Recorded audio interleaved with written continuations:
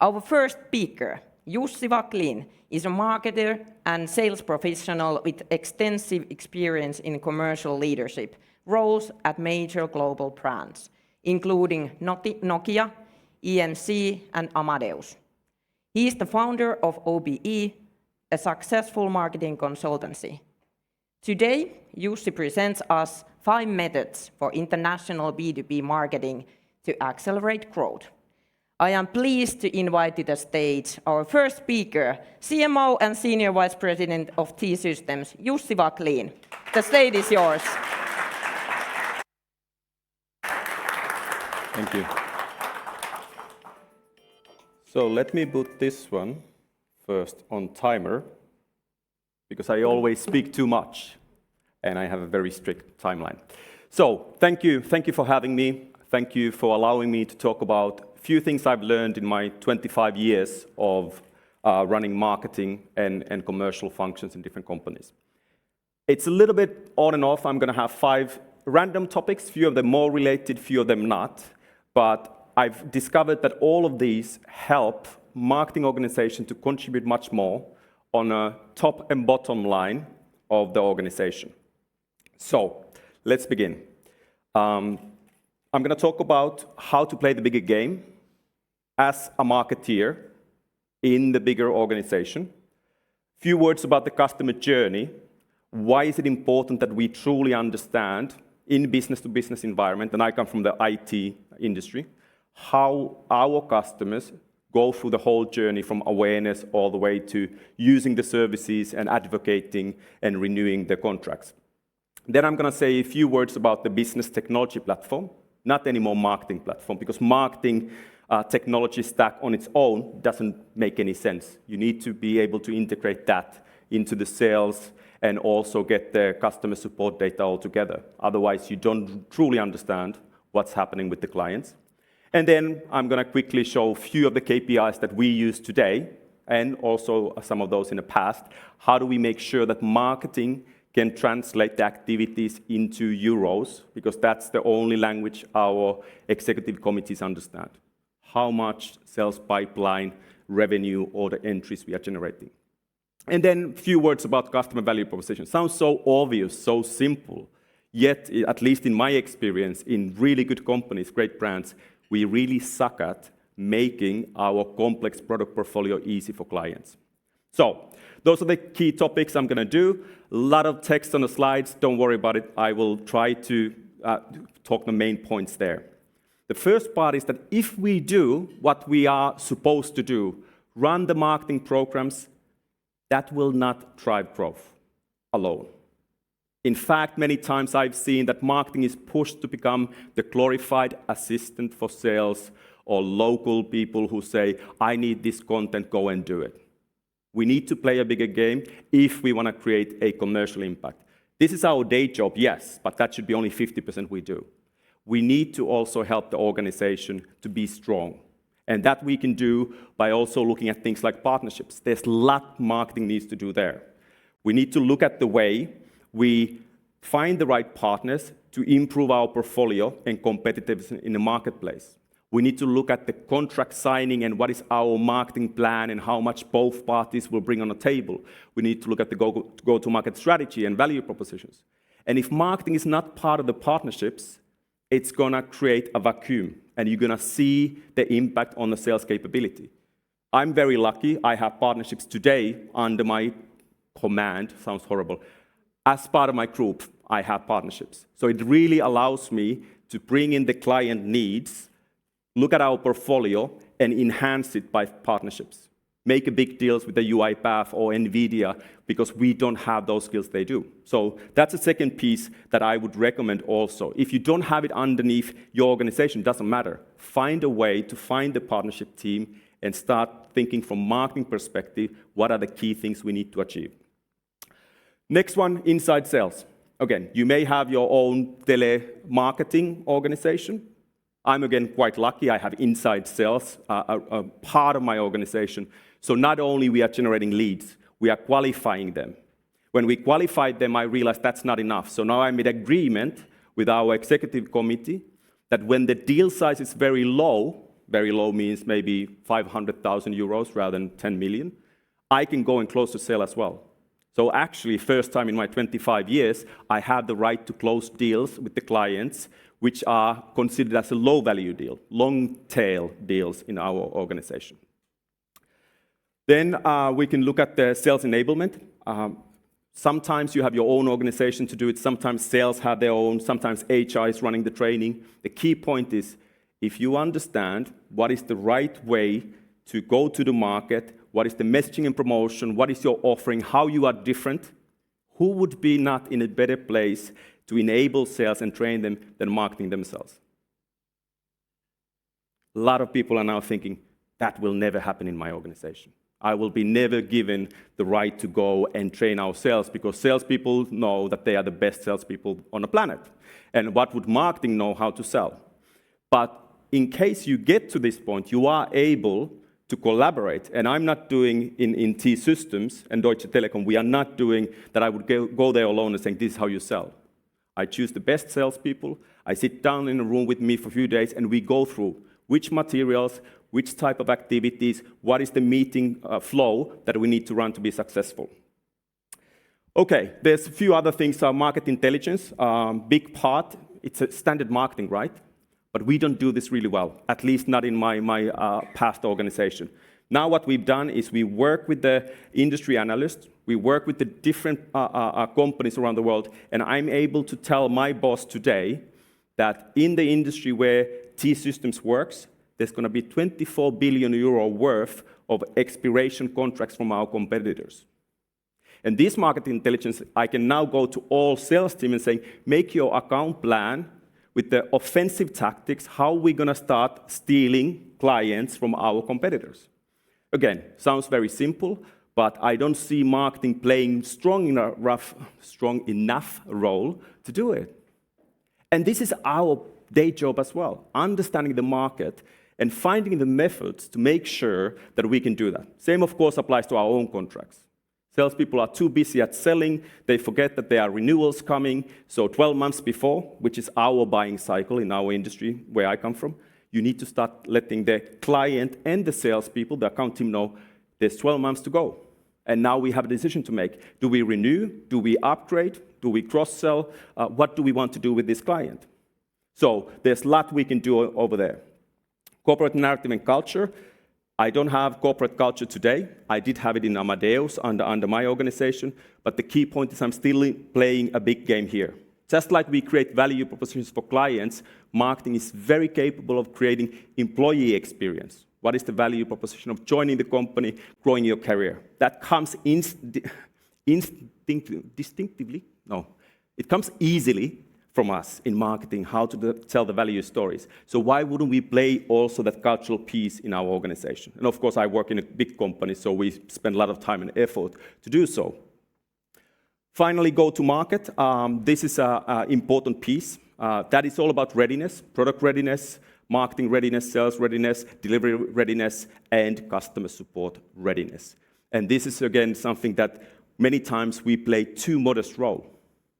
If we understand our offering, if we understand our clients, if we understand our sales, if we understand the delivery capabilities, we are the neutral party who can bring it together. Because if sales do it, they will sell whatever to make their quota.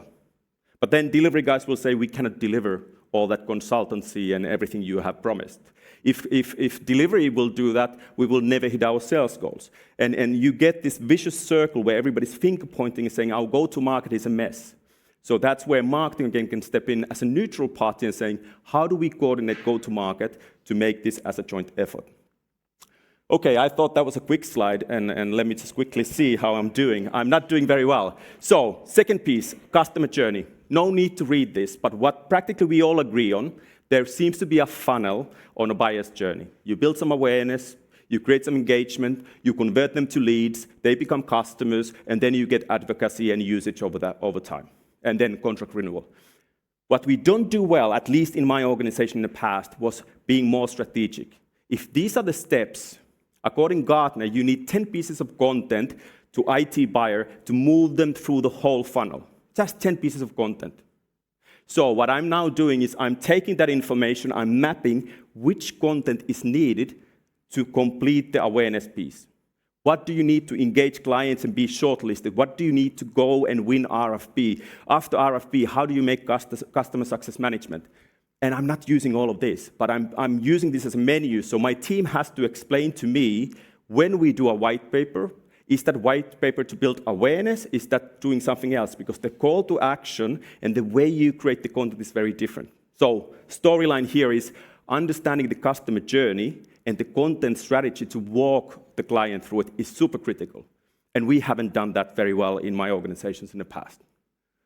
Once we understand the customer journey, now it gets really interesting. And this is what I love. How do you map the customer journey to different activities, and how do you make sure that you have the right stack? And I'm not talking about the marketing stack here. I'm talking about the biz tech, the whole business technology stack. So let me just focus on the bottom line here because I talk too much. You need certain tools and capabilities to make sure that your entire presence in the marketplace is building the awareness. You need to be able to do your search engine optimization, you do your search engine marketing, all the social media, you drive your newsletters to your subscribers, and over time you start to move them closer and closer to your own website, okay? You start to get event management tools and delegate management. You start to put in your webinar systems. Now you have a client that you start to be able to profile. They come to your website, they look at your content. You can say, based on my tooling, using some basic tools here, I can already know that this client is interested in automotive solutions. And in fact, I can also see that they are using a lot of information about the compliance and regulations for German market. So pretty much we are talking about one of the automotive executives on the legal side. Whether it's a legal counsel or lawyer, doesn't matter. We already have very clear need. And now it's much easier to do the final step, provide a piece of content so valuable that they leave their contact details and we can really go even on a personal level. But that's not it. That's where marketing focuses. This is what we are good at. What we are not so good at is what happens after. How do we make sure that we have the right data model in our CRM system, normally driven by sales or worst case scenario finance? But anyway, you have to make sure that all the data you collect goes to the sales force in the right way. And there you can understand, again, what marketing and sales are doing together. If you do it even smarter, you can connect that to your automation, but even for your customer support. So now the sales guy can go in, and before you have a meeting with Volkswagen, not only you know all the different pieces of content they have used and being shown interest to, you can see all the different sales meetings, but you can also see that last night our data center went down. So instead of going and selling the next new product, I will go and apologize. And I will say, I'm deeply sorry, I've seen we had some issues, let me work on that. And you postpone your sales pitch for another day. So that is a big part of this understanding, and this is again one example. It's not from my current company, so I'm more comfortable of sharing it, but it just shows you the fact that there's a lot of complexities. In order to manage this, you cannot do it alone. You need to have a super good people in your team, and even more importantly, you need a partner. You need somebody that you can rely on, who understands the data models and the integration layers. And this is where, again, it's very important. You're going to put your own trust into this. You want to drive a full stack management for your organization outside of marketing, including sales and customer support. You better know what you're doing. Even if you don't, okay, we still have a lot to work on a marketing piece. So here my point is more to say that you need to understand your customer buyer journey, what content you need, and then you need to go one step further and saying, what activities will I do on top of those journeys, and what technologies we need to do it. And of course, you can make a simplified choice. I'm going to do Salesforce all in platform as a service. I'm going to try to use all marketing and sales tools they provide, and I will force my organization to use the customer support. That reduces some of the complexities, but it doesn't remove the fact you need to know your data model. What information you collect from who, how do you want to record it, and how you're going to action it. Because all this is always about people, processes, and platforms. And these are just the platform piece. You still need to manage your organization to run this correctly. Okay, next piece. Now we've done all this great. We have done the content, we have the stack, we are doing marketing full speed. Next step is, in order to make sure that your management understands the value you create, you need a dashboard. It's a bit complex, but let me walk you through the few key points what you will find here. The first point, it will say, how much on the first few months have we generated new leads? And is that good or bad? If it's on green, it means that based on our goal setting, we are above the lead volume. Now, from leads, the next one is conversion to opportunity. How many of those leads we are pushing to the sales are actually converted to opportunity? So they move to the next phase, and sales is practically accepting and saying, this is a real opportunity now. The next one is conversion to weighted pipeline. That means that now, not only they say this guy is an opportunity, but it's an opportunity worth of 10 million. That's a weighted, which means that we have applied also probability to win ratio to it. We also have the full funnel. Full funnel is practically saying, independent of the first 2 months of the year, all the leads that we have still are processing, and marketing has been giving touches to these people. We have now 1.5 billion euros of marketing contributed pipeline in the funnel. And this is again important because CFO will say, Jussi, I give you every year 50 million euros and a lot of people. What are you giving me back? So it's like, okay, it's not all net new, but I am giving you 1.5 billion worth of pipeline where marketing has had an impact to the client. I cannot, and I don't do attribution models. It's too complex, and it's just honestly, my organization is not ready for it. So for me, that's good enough to say 1.5 billion. And then you apply the win ratio of 40%, 50%. You could say, actually, that translates to 750 million of revenue in the end. Fine. Unweighted pipeline versus order entry, those are internal jargons. But unweighted practically means that in order for you to make 7 billion annual sales, you need 15 billion unweighted pipeline with the 50% win rate.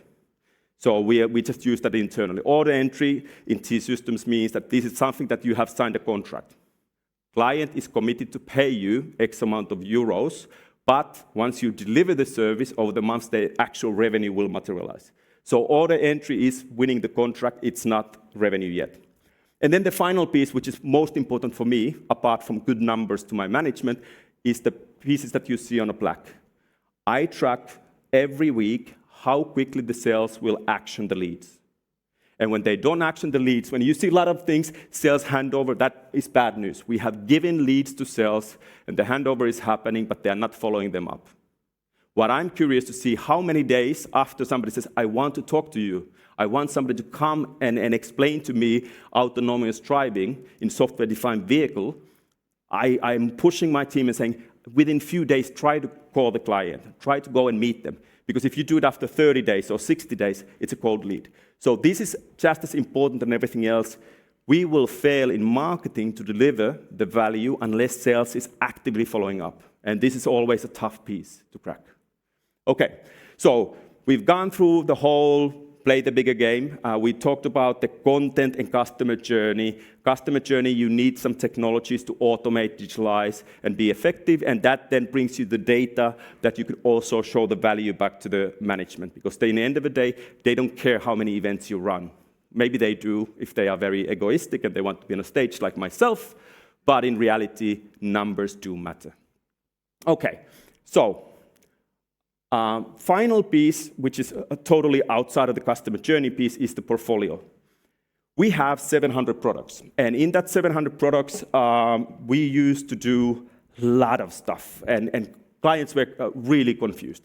We went into healthcare, hospital, and we said, we have this amazing private cloud. You should buy it. We went for product sales. Okay, what does it do? You gave the features, you gave the price, and actually we just pushed everything on a commodity level. It was always a pricing discussion.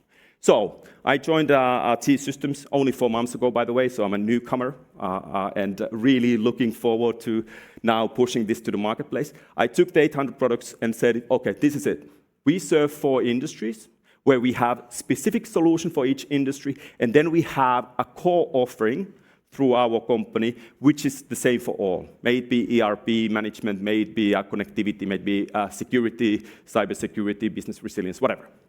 So imagine how difficult it is, but how important it is to do this. Get rid of the 600, 700, 800, no matter how many products you have, and come into and say, here's our portfolio. And then if you talk to automotive, you go from that into saying, let's talk about now automotive. Let's talk about your industry. And you are able to sell what are the key solutions we have. You break each solution into a use case. at least in IT buyerscape, this is what people want to hear. Software-defined vehicle, what does it actually do? If I'm helping you to solve your software-defined vehicle challenge, what is the outcome? Well, first of all, autonomous vehicles. We can help your cars to travel without drivers. And second piece, we can anticipate when you need to go to the shop to fix your car, change parts, oil, and we can do that all automated. No human intervention. In fact, we can display it on a car and saying, now it's time to get your oil change, and here are the closest ones. This is not a hype, this is reality. So these are the use cases you bring in, and then what I haven't done, because this is a little bit of a business secret, is that for each use case, you then start to talk about the value proposition. Is autonomous vehicle helping your client to make more money, to save money, operate more effectively? Oops, and that's my sign to say, shut up, Jussi. So practically, not losing my thought of track now. So you need to take your real value proposition. This is my learning after 25 years. There's only 5 value propositions that matter for your client in IT landscape. These are the 4 ones. Commercial people are only worried about how do I make more money. CFOs is worried about how do I save money.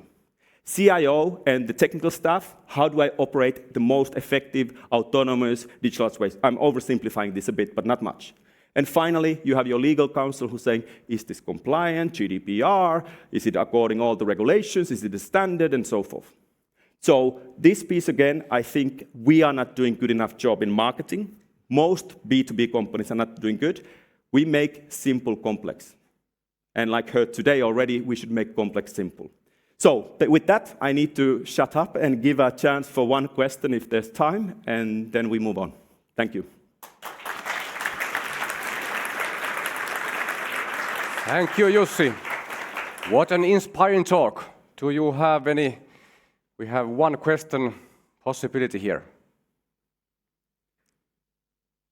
It was very self-evident then. Everybody's like, oh, I knew that already. Maybe. Cool. Yes, well, I have one. Okay. If I may. If you compare today and 5 years back, what has been the major game changer in marketing? I think the technology is becoming mature. Even 5 years ago, you think about the big players, whether it be Salesforce, Adobe, HubSpot, all the different companies, there was still a lot of work to be done just to get the integrations done and so forth. Now they become fluent, the APIs, the way. So technology is more mature. And that creates a whole new opportunity or dilemma for us as marketeers. If you don't know anything about technology and anything about the tools, you're going to be in trouble in a few years' time. Because now it's all mature and it's all happening. And I think it's a beautiful opportunity for us. Either hire super smart people in our teams that can help to manage the journey and the stack, or use outsourcing to do it, but this is critical. The days of marketing being the creative and brand management is over. We are now the data scientists, and in fact, we can do more data science than any other function in an organization. I'm a little bit exaggerating, but not much. Again, the market intelligence, the client knowledge, the things that clients are doing, all in digital are giving that footprint. And that's the amazing change I see, that the maturity of technology that really allows us now to play the bigger game. The question is, do we have the courage to go after it? Because it's always betting your career. You succeed, you go higher and higher. Maybe one day, CEOs, I don't see a lot of marketing people, but let's just say board member level. Or if you fail, you may go out of the business. So those are the risks and rewards, I would say. But for me, I would say everybody have to get comfortable with technology. All right, thank you. I have a little present for you also. Oh, thank you. Thank you. Thank you, guys.